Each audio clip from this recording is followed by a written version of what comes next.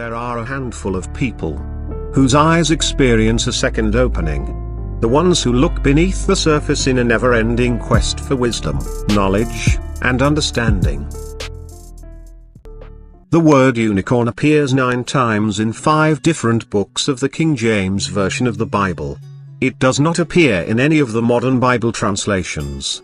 When we hear the word unicorn, it usually brings to mind a type of horse we have seen in cartoons, books, and movies, with a single horn coming straight up from out of its head.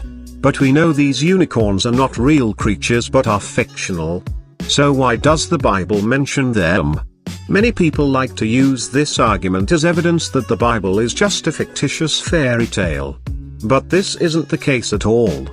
If we look in the 1828 edition of Noah Webster's dictionary, which is the very first of Noah Webster's dictionary, an animal with one horn, the rhinoceros. This name is often applied to the rhinoceros. Notice how this 200-year-old definition of the word unicorn says absolutely nothing at all about a horse, or a mythical animal, or a fictitious creature. It says absolutely nothing about mythology whatsoever. But rather, it says that this is a name that is often applied to the rhinoceros. Now, anyone who has ever seen a rhinoceros knows that a rhino has 2 horns, a larger one up front, and a smaller one behind. So, how could a rhinoceros be considered a unicorn? According to Noah Webster, back in the early 1800s it was understood that there were 2 species of the rhinoceros. The one-horned species was called unicorn, and the 2-horned species was called bicornus. Today it is understood that there are 5 species of the rhinoceros, 3 of which have 2 horns, and 2 of which have 1 horn.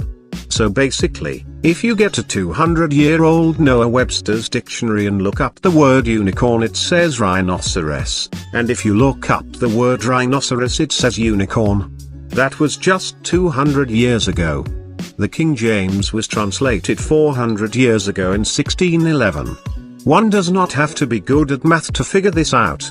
Today's definition of the word unicorn says absolutely nothing about a rhinoceros, and today's definition of rhinoceros says absolutely nothing about a unicorn.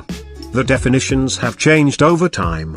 So, if the definition of unicorn has changed in just the past 200 years from rhinoceros to horse, then it doesn't make much sense to take a modern definition of the word unicorn and apply it to a 400-year-old translation of the Bible, to get a better understanding of the context in which unicorn is used in the KJV Bible. Let's read. Numbers 23:22. God brought them out of Egypt, he hath as it were the strength of an unicorn.